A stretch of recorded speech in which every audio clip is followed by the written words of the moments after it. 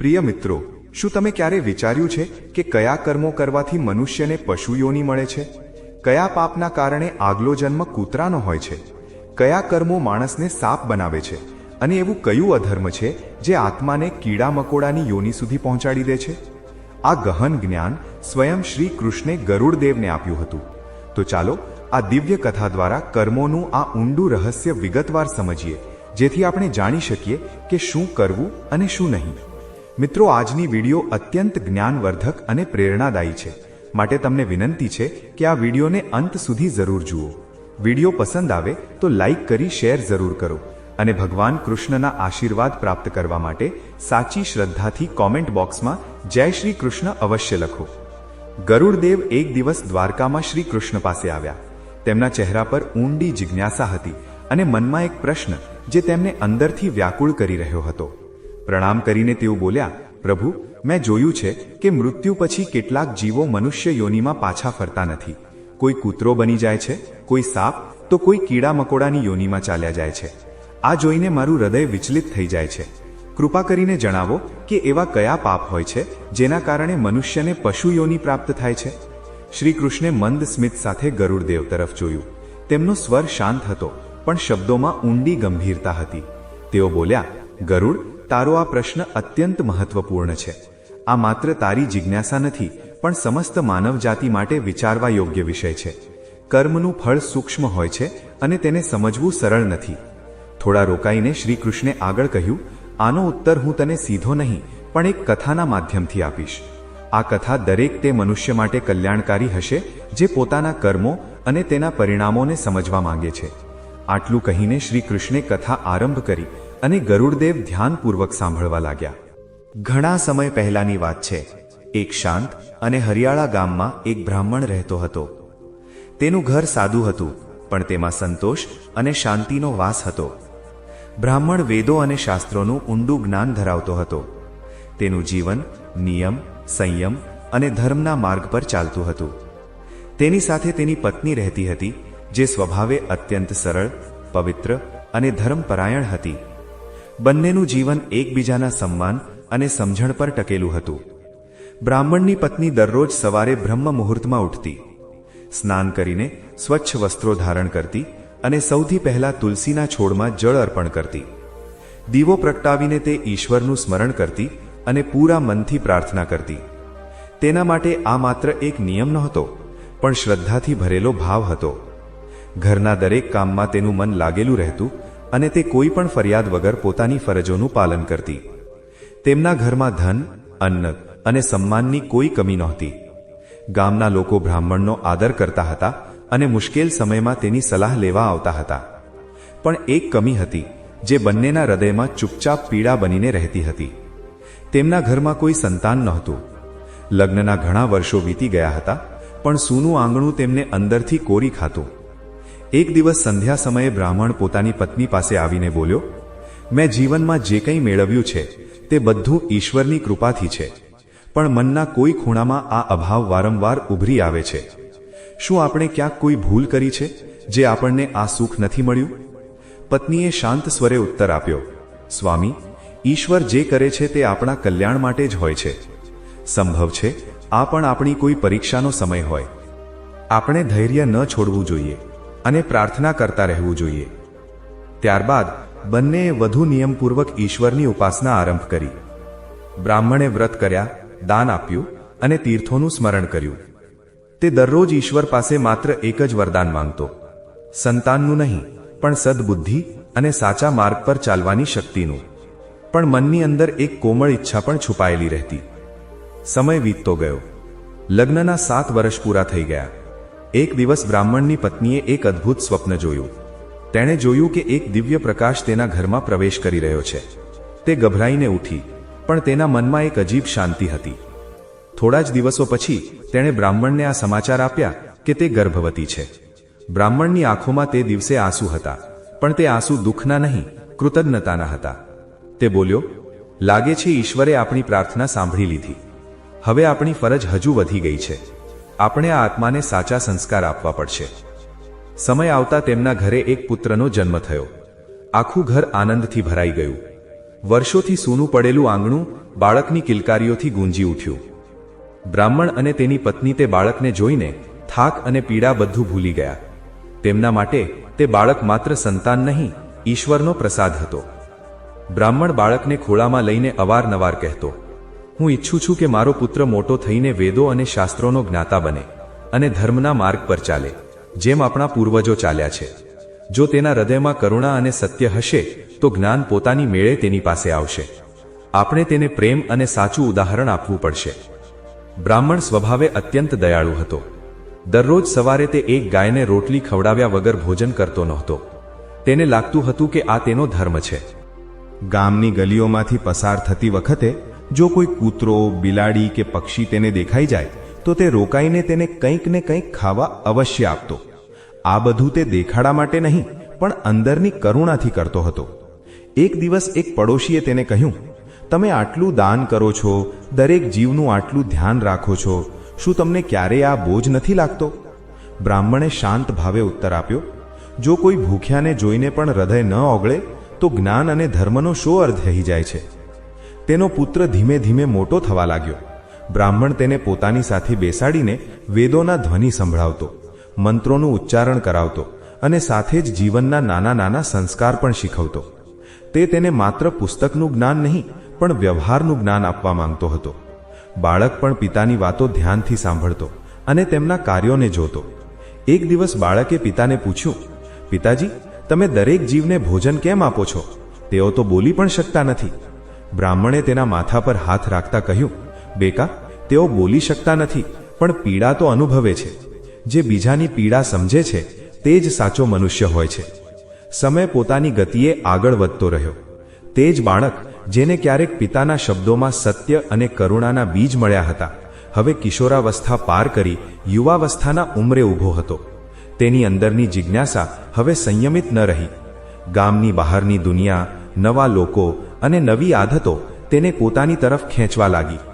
ધીમે ધીમે તે એવી સંગતમાં પડી ગયો જ્યાં ન તો ધર્મનું માન હતું અને ન તો સંસ્કારોની કદર. શરૂઆતમાં પરિવર્તન ખૂબ જ સૂક્ષ્મ હતું. તે પિતા સાથે વેદપાઠમાં ઓછું બેસવા લાગ્યો, પૂજા સમયે બહાના બનાવવા લાગ્યો, માતાની કહેલી વાતો તેને બોજ લાગવા લાગી. બ્રાહ્મણ આ બધું જોઈ રહ્યો હતો, પણ તેણે ધૈર્ય ન છોડ્યું. તેને વિશ્વાસ હતો કે પુત્ર પોતાના માર્ગથી ભટકી તો રહ્યો છે, પણ પાછો આવશે. એક દિવસ બ્રાહ્મણે શાંત સ્વરે પુત્રને કહ્યું, બેટા, હું જોઈ રહ્યો છું કે હવે તારું મન ન તો અભ્યાસમાં લાગે છે ન સાધનામાં. જણાવ, શું તને કોઈ કષ્ટ છે કે અમારાથી કોઈ ભૂલ થઈ ગઈ છે? પુત્રએ ઉપેક્ષાથી ઉત્તર આપ્યો, પિતાજી, તમે દરેક વાતને ધર્મ અને નિયમ સાથે કેમ જોડો છો? આજની દુનિયા અલગ છે. દરેક સમયે ગ્રંથોમાં ડૂબેલા રહેવું એ જીવન નથી હોતું. મારે મારી રીતે જીવવું છે. માતા આ સાંભળી વ્યથિત થઈ ઉઠી અને ચિંતા સાથે બોલી, બેટા, પોતાની રીતે જીવવું ખોટું નથી, પણ સાચા અને ખોટાનો ભેદ જાણવો પણ આવશ્યક છે. અમે તને રોકી નથી રહ્યા, બસ તને પડતા બચાવવા માંગીએ છીએ. પણ પુત્રના કાને જાણે જૂ પણ નહોતી રંગતી. હવે તે મોડી રાત સુધી ઘરની બહાર રહેવા લાગ્યો. તેના નવા મિત્રો તેને ગામની બહાર લઈ જતા, જ્યાં નશો અને માંસનું સેવન સામાન્ય વાત હતી. તે જ પુત્ર જે ક્યારેય ગાય અને પક્ષીઓને પ્રેમથી જોતો હતો, હવે તે વાતોને હસીમાં ઉડાવી દેતો. એક રાત્રે તે નશામાં ઝૂમતો ઘરે પાછો ફર્યો. તેના વસ્ત્રો અસ્તવ્યસ્ત હતા અને આંખોમાં મદિરાની લાલી સાફ દેખાઈ રહી હતી. બ્રાહ્મણે આ દ્રશ્ય જોયું તો તેનું હૃદય કાંપી ઉઠ્યું. તેણે કઠોર શબ્દો ન કહ્યા, પણ સ્વરમાં ઊંડી પીડા હતી. બેટા, આ માર્ગ તને ક્યાં લઈ જશે? મેં તને સત્ય અને સંયમ શીખવ્યો હતો. તારા કર્મો માત્ર તને જ નહીં, આખા વંશને પ્રભાવિત કરશે. પુત્ર હસી પડ્યો અને બોલ્યો, પિતાજી, તમે જૂની વાતોમાં જીવો છો. જીવન એકવાર મળે છે. જો પોતાના મનથી ન જીવ્યા તો આવા જીવનનો શો અર્થ? તેની વાતોએ માતા પિતાના હૃદયને જાણે ચીરી નાખ્યું. છતાં તેઓ મૌન રહ્યા. તેમને લાગ્યું કે ક્રોધથી નહીં, પણ પ્રેમથી વાત બની શકે છે. પણ સમય સાથે પુત્રનો વ્યવહાર વધુ કઠોર થતો ગયો. તે હવે માતા પિતાની વાતોનું ખુલ્લેઆમ અપમાન કરવા લાગ્યો. જ્યારે પણ તેને સમજાવવામાં આવતો, તે મેણા મારતો અને ઘરની બહાર નીકળી જતો. એક દિવસ તેના મિત્રો વચ્ચે વાતચીત થઈ રહી હતી. એક મિત્રે સંકોચથી કહ્યું, તારા પિતા તો ગામમાં પવિત્રતા અને ધર્મના પ્રતીક માનવામાં આવે છે. તું આ બધું કરે છે તો તને ક્યારે અપરાધ ભાવ નથી થતો? પુત્રએ મદિરાનું પાત્ર ઉઠાવતા ઉત્તર આપ્યો, પિતાનું જીવન તેમનું છે, મારું જીવન મારું છે. હું તેમની જેમ બનીને મારી યુવાની ગુમાવવા નથી માંગતો. તેની હસીમાં ઘમંડ હતો અને આંખોમાં અહંકાર. તે ભૂલી ગયો હતો કે સ્વતંત્રતા અને ઉચ્ચુંખલતામાં તફાવત હોય છે. આ તરફ ઘરમાં માતા દર રાત્રે દીવા સામે બેસીને પ્રાર્થના કરતી. તેના શબ્દો મૌન હતા, પણ આંસુ ઘણું બધું કહી જતા. એક સંધ્યાએ બ્રાહ્મણે અંતિમવાર પ્રયાસ કરવાનો નિશ્ચય કર્યો. તેણે પુત્રને પોતાની પાસે બેસાડ્યો અને ગંભીર સ્વરે બોલ્યો, હું તને આદેશ નથી આપી રહ્યો, માત્ર અનુભવની વાત કહી રહ્યો છું. જે કર્મો આજે સુખ આપે તેવા લાગે છે તે કાલે પીડા બનીને પાછા ફરે છે. પુત્રએ અકળાઈને ઉત્તર આપ્યો, તમે હંમેશા ભવિષ્યની વાતો કરો છો, હું વર્તમાનમાં જીવું છું. મને ઉપદેશ નથી જોઈતો, મને મારી આઝાદી જોઈએ.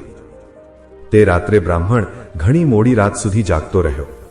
તેને પોતાના જ કર્મો પર વિચાર આવવા લાગ્યો. શું ક્યાંક ઉછેરમાં કોઈ કમી રહી ગઈ હતી? શું પ્રેમ વધુ હતો કે શિસ્ત ઓછી? તેની અંદર એક અજાણો ભય ઘર કરવા લાગ્યો, જાણે આવનારો સમય કોઈ કઠોર પરીક્ષા લેવાનો હોય. પુત્ર હવે પૂરી રીતે ખોટી સંગતમાં ડૂબી ચૂક્યો હતો. માંસ અને મદિરા તેના માટે સામાન્ય થઈ ગયા હતા. ઘરની મર્યાદા, માતાની મમતા અને પિતાનું તપ બધું તેના માટે અર્થહીન થતું જતું હતું. તે પોતાના કૃત્યોને તર્કોથી સાચા ઠેરવતો, પણ અંદર ક્યાંક એક ખાલીપો પણ હતો જે તે સ્વીકારતો નહોતો. સમય વીતવા સાથે બ્રાહ્મણના પુત્રના શોખ હજુ વધુ વધતા ગયા. મદિરા, માંસ અને અય્યાશી હવે તેની આદત નહીં, જરૂરિયાત બની ચૂકી હતી. પણ તેની પોતાની કોઈ કમાણી નહોતી. અત્યાર સુધી તે જે કંઈ કરતો આવ્યો હતો તે પિતાના ધન પર જ નિર્ભર હતો. ધીમે ધીમે બ્રાહ્મણના ઘરનું બધું જ સંચિત ધન તેની ખોટી આદતોમાં નષ્ટ થઈ ગયું. જે ઘર ક્યારે સંતોષ અને સાદગીનું પ્રતીક હતું, ત્યાં હવે અભાવે દસ્તક આપી દીધી. એક દિવસ તે ફરી પિતા પાસે આવ્યો. તેના સ્વરમાં વિનય નહીં પણ અધિકાર હતો. તેણે રૂખા સ્વરે કહ્યું, મને ધન જોઈએ, મારા મિત્રો રાહ જોઈ રહ્યા છે, આજે મારે ખાલી હાથે નથી જવું. બ્રાહ્મણે તેની આંખોમાં જોયું. તે સમજી ગયો હતો કે આ ધન કોઈ સારા કાર્ય માટે નથી માંગવામાં આવી રહ્યું. ભારે મને તેણે ઉત્તર આપ્યો, બેટા, હવે મારી પાસે આપવા માટે કંઈ જ બચ્યું નથી. જે હતું તે બધું તારા શોખમાં ચાલ્યું ગયું અને હું આવા કર્મો માટે હવે વધુ ધન આપી શકું તેમ નથી. આ સાંભળતા જ પુત્રનો ક્રોધ ભભૂકી ઉઠ્યો. તમે ક્યારેય મારી ઈચ્છાઓને સમજી જ નથી. જો ધન નથી આપી શકતા તો મને ઉપદેશ આપવાનો પણ અધિકાર નથી રાખતા. માતા વચ્ચે આવી. તેના સ્વરમાં ધ્રુજતી પીડા હતી. બેટા, ક્રોધમાં આવું ના બોલ. અમે તારા માટે શું નથી કર્યું? આજે પણ તને સાચા માર્ગ પર લાવવાની છેલ્લી કોશિશ કરી રહ્યા છીએ. પણ પુત્ર પર જાણે અંધકાર છવાઈ ગયો હતો. ગુસ્સામાં તેણે ઘરની તમામ માન મર્યાદા ભૂલીને માતા પિતા સાથે ઝઘડો કર્યો. કટુ શબ્દો બોલ્યા, અપમાન કર્યું અને અંતે તેમને ઘરની બહાર કાઢી મૂક્યા. જે આંગણમાં તેમણે તેને ચાલતા શીખવ્યું હતું, તે જ આંગણમાંથી તેઓ આજે અપમાનિત થઈને નીકળી પડ્યા. બ્રાહ્મણની આંખોમાંથી આંસુ વહી રહ્યા હતા, પણ તે શાંત હતો. તેણે પત્નીનો હાથ પકડો અને કહ્યું, સંભવ છે આજ આપણા કર્મોની પરીક્ષા હોય. ઈશ્વર જ્યાં લઈ જશે ત્યાં જ અમારો આશરો હશે. રાતના સમયે બંને જંગલ તરફ આગળ વધતા ગયા. ન કોઈ ઠેકાણું, ન કોઈ સાધન. ચાલતા ચાલતા તેઓ એક આશ્રમ પહોંચ્યા, જ્યાં એક વૃદ્ધ ગુરુ રહેતા હતા. ગુરુએ તેમના ચહેરા પર પીડા અને તપ બંનેને ઓળખ્યા. તમે અહીં શરણ લેવા આવ્યા છો? ગુરુએ શાંત સ્વરે કહ્યું, આ આશ્રમ બધા માટે ખુલ્લો છે. જ્યાં સુધી ઈચ્છો ત્યાં સુધી અહીં નિવાસ કરો. આ બાજુ બ્રાહ્મણનો પુત્ર હવે પૂરી રીતે પતનના માર્ગ પર ઉતરી ચૂક્યો હતો. માતા પિતાના ગયા પછી તેની પાસે ન ધન બચ્યું હતું, ન કોઈ સહારો, પણ તેના શોખ ઓછા ન થયા. જ્યારે મદિરા અને અય્યાશી માટે ધન સમાપ્ત થઈ ગયું તો તેણે એક બીજો ઘોર માર્ગ પસંદ કરી લીધો. તેણે જંગલમાં નિર્દોષ અબોલ પશુઓનો શિકાર કરવાનું શરૂ કરી દીધું. તેમનું માંસ વેચીને તે ધન કમાતો અને તે જ ધનથી ફરી નશામાં ડૂબી જતો. એક રાત્રે તેના મિત્રો સાથે બેઠો. તે ગર્વથી બોલ્યો, હવે મારે કોઈના પર નિર્ભર નથી રહેવું પડતું. જંગલમાં બધું જ મફત છે, બસ હિંમત જોઈએ અને હાથમાં હથિયાર. એક મિત્રે હસતા હસતા કહ્યું, તું તો હવે ખરેખર તારા પિતાથી બિલકુલ અલગ બની ગયો છે. તેમને ખબર પડે તો શું કહેશે? તેણે અટ્ટહાસ્ય કર્યું. તેઓ પોતાના આશ્રમ અને ભજનોમાં ખુશ હશે અને હું મારી જિંદગીમાં જેને જે ગમે તે તેણે કરવું જોઈએ. સમય આવી રીતે વીતતો ગયો. પાપ પર પાપ જોડાતા ગયા. પછી એક દિવસ તેના શરીર પર લાલ ફોડલીઓ નીકળી આવી. પહેલા તેણે ધ્યાન ન આપ્યું, પણ થોડા જ દિવસોમાં તે આખા શરીરમાં ફેલાઈ ગઈ. તેમાં અસહ્ય બળતરા અને પીડા હતી. તે ન તો સરખી રીતે બેસી શકતો ન સૂઈ શકતો. રાતો પડખા ફેરવતા વીતવા લાગી. તેણે પોતાના મિત્રોને બોલાવીને કહ્યું, મારા શરીરમાં ભયાનક બળતરા થઈ રહી છે. કદાચ કોઈ બીમારી લાગી ગઈ છે. થોડા દિવસ મારી સાથે રહો, મને એકલો ના છોડો. મિત્રોએ તેને ઉપરથી નીચે સુધી જોયો. ફોડલીઓમાંથી વહેતું લોહી અને દુર્ગંધ તેમને ભયભીત કરી રહી હતી. મિત્રોએ કહ્યું, આ તો કોઈ ભયાનક રોગ લાગે છે. અમારા માટે ખતરો હોઈ શકે છે. તું કોઈ વૈદ્યને બતાવ, અમે અહીં રોકાઈ શકીએ તેમ નથી. આટલું કહીને તેઓ એક એક કરીને દૂર થઈ ગયા. જેમના માટે તેણે માતા પિતાને તરછોડ્યા હતા, તેમણે જ તેને આ હાલતમાં એકલો છોડી દીધો. તે એકલો બેસીને પોતાના શરીરની પીડાથી કણસતો રહ્યો. મનમાં વિચારોનું વાવાઝોડું ઉઠવા લાગ્યું. આજે આ મિત્રો ક્યાં છે, જેમણે મેં મારું બધું માન્યું? અને જે માતા પિતાને મેં કાઢી મૂક્યા, તેઓ મને કેટલો પ્રેમ કરતા હતા. તેની આંખોમાંથી આંસુ વહેવા લાગ્યા. પહેલીવાર તેને પોતાના કર્મોનો ભાર અનુભવાયો. મેં કોના માટે આ બધું કર્યું? મદિરા અને માંસ માટે? ક્ષણિક સુખ માટે મેં મારું બધું ગુમાવી દીધું. હવે તેને માતાની પ્રાર્થનાઓ યાદ આવવા લાગી. પિતાના શાંત શબ્દો કાને ગૂંજવા લાગ્યા. શરીરની પીડા કરતાં મનની પીડા તેને વધુ બાળી રહી હતી. તે જાણી ચૂક્યો હતો કે જેણે પોતાનાઓને તરછોડ્યા તે અંતે એકલો જ રહી જાય છે. જંગલની શાંતિમાં તેના ડસકા ગૂંજી રહ્યા હતા. સમય હવે તેના માટે થંભી ગયો હોય તેવું લાગતું હતું. મિત્રોના ચાલ્યા ગયા પછી બ્રાહ્મણનો તે પુત્ર પૂરી રીતે એકલો પડી ચૂક્યો હતો. શરીર પીડાથી ભરેલું હતું અને મન પછતાવાથી. તે જ એકાંતમાં તેને પહેલીવાર માતા પિતાની યાદ સાચા અર્થમાં આવી. તેને લાગ્યું, જો આ સંસારમાં હજુ પણ કોઈ તેને સ્વીકારી શકે છે તો તે માત્ર તેના માતા પિતા જ છે. તે જ ક્ષણે તેણે નિશ્ચય કર્યો કે તે તેમને શોધશે. તેને એ ખબર નહોતી કે તેઓ ક્યાં છે, અને એ પણ નહીં કે તેઓ જીવિત પણ છે કે નહીં.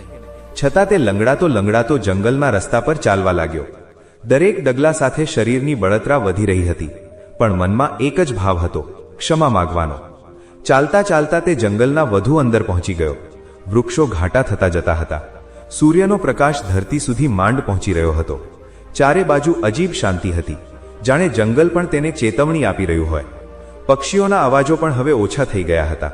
તે બબડ્યો, માં, પિતાજી, તમે જ્યાં પણ હો, બસ એકવાર મને ક્ષમા કરી દો. થોડે આગળ વધતા અચાનક તેને ઝાડીઓમાં હલચલ સંભળાઈ. તેનું હૃદય જોર જોરથી ધડકવા લાગ્યું. બીજી જ ક્ષણે તેની આંખો સામે એક દીપડો આવીને ઊભો રહ્યો. તેની આંખો બળતી હતી, શરીર દુબળું હતું, અને ચાલ પરથી સ્પષ્ટ હતું કે તે ઘણા દિવસોથી ભૂખ્યો છે. તે ધીરે ધીરે તેની તરફ વધવા લાગ્યો. બ્રાહ્મણનો પુત્ર ભયથી કાંપી ઉઠ્યો. તેના પગ જાણે જડ થઈ ગયા. ધ્રુજતા અવાજે તે બોલ્યો, મને ના મારો, હું ખૂબ પીડામાં છું. હું મારા માતા પિતાને શોધવા જઈ રહ્યો છું. મારા શરીર પર ફોડલા છે, હું વધુ સહન નથી કરી શકતો. દીપડો રોકાયો. તેની આંખોમાં કોઈ કરુણા નહીં, પણ કઠોર સ્મૃતિ હતી. ઊંડા ગંભીર અવાજે તે બોલ્યો, તું આજે તારા પ્રાણોની ભીખ માગી રહ્યો છે?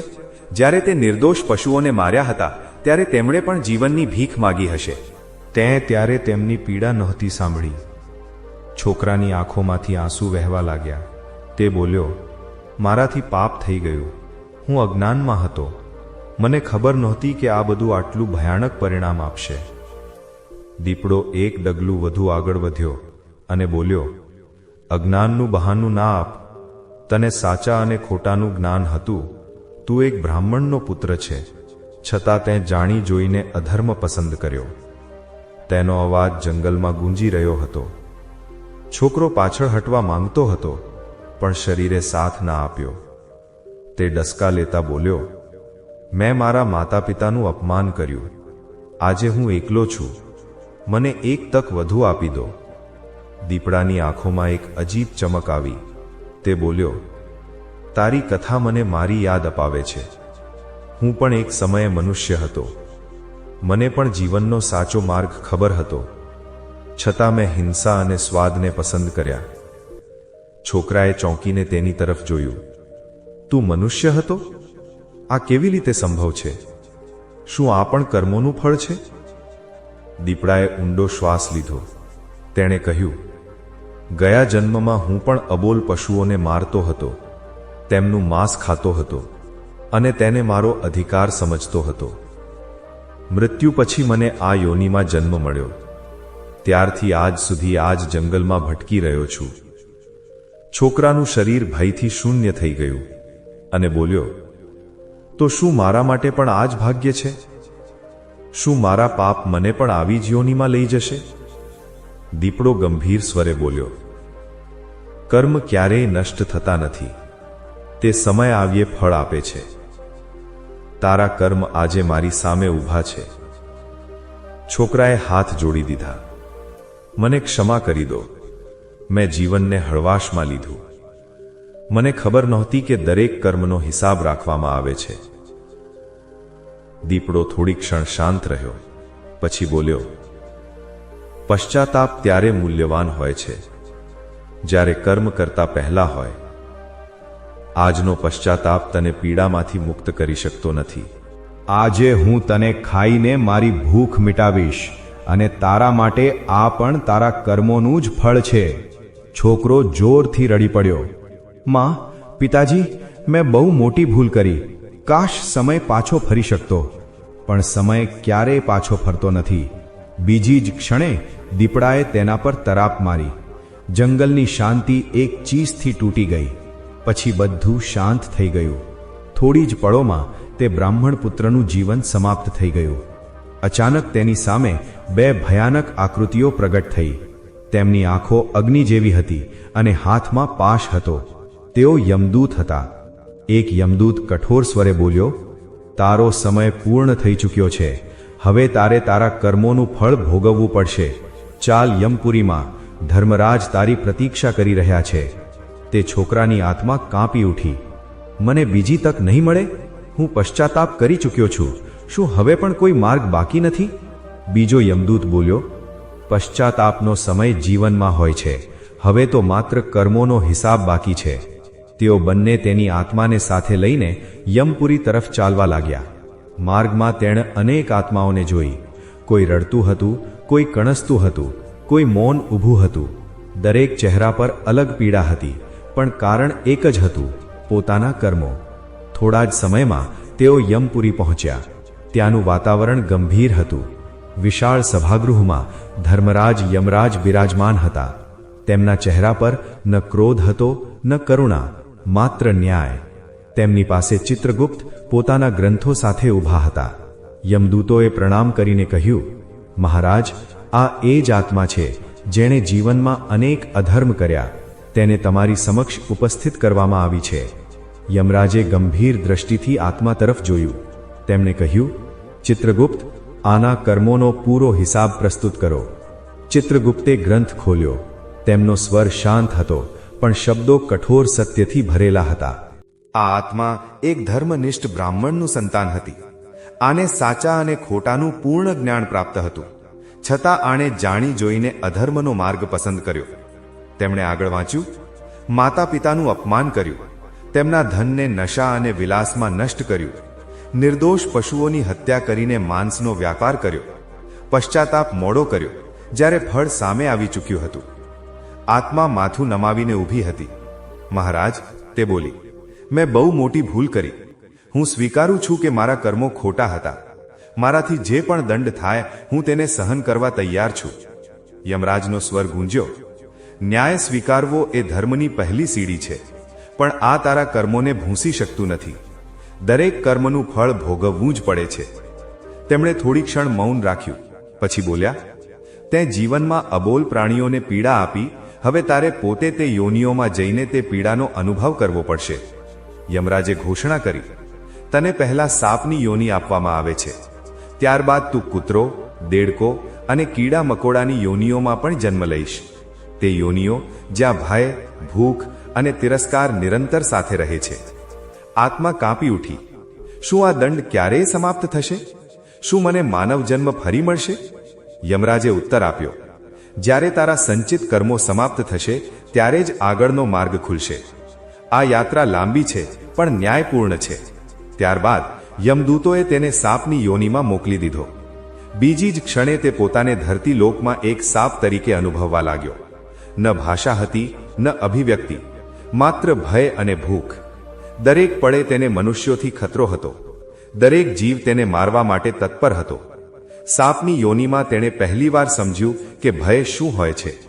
પથ્થરો નીચે છુપાઈને રહેવું, ભોજન માટે સંઘર્ષ કરવો અને દરેક ક્ષણે મૃત્યુની આશંકા.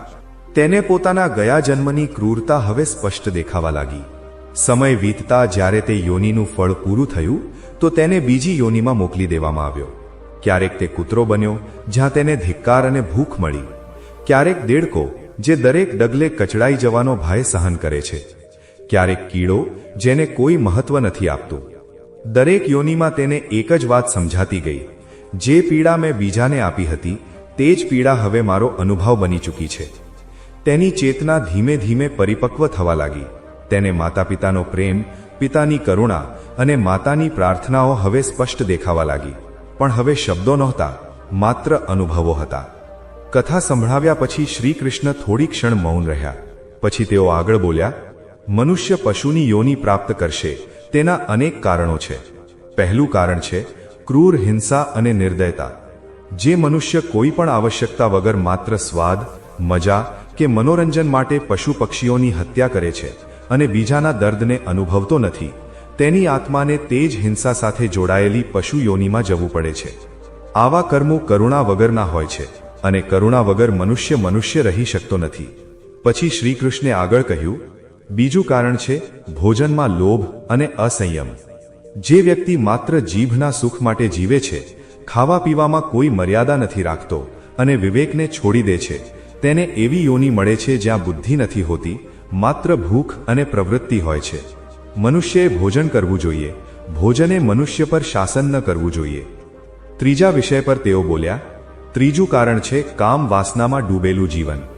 જે મનુષ્ય સ્ત્રી પુરુષના સન્માનને ભૂલીને માત્ર વાસનાને જ જીવનનું લક્ષ્ય બનાવી લે છે, પરસ્ત્રી ગમન, કપટ અને ભોગમાં લિપ્ત રહે છે, તે આત્મા એવી યોનિ પામે છે જ્યાં વિવેક સમાપ્ત થઈ જાય છે અને માત્ર પ્રવૃત્તિ બાકી રહે છે. વાસના પર નિયંત્રણ ન હોય તો આત્મા નીચેની તરફ પડે છે. ગરુડદેવ ધ્યાનથી સાંભળી રહ્યા હતા. શ્રી કૃષ્ણે આગળ કહ્યું: ચોથું કારણ છે માતા પિતા અને ગુરુનું અપમાન. જેમની પાસેથી જીવન મળ્યું, જેમની પાસેથી સંસ્કાર અને દિશા મળી, જો મનુષ્ય તેમનું જ અપમાન કરે, તેમની સેવાથી મોઢું ફેરવી લે, તો તે કૃતજ્ઞ કહેવાય છે. આવી આત્માને એવી પશુ યોનિ મળે છે જ્યાં સેવા તો કરવી પડે છે પણ સન્માન નથી મળતું. અંતમાં શ્રી કૃષ્ણે કહ્યું: પાંચમું કારણ છે અહંકાર.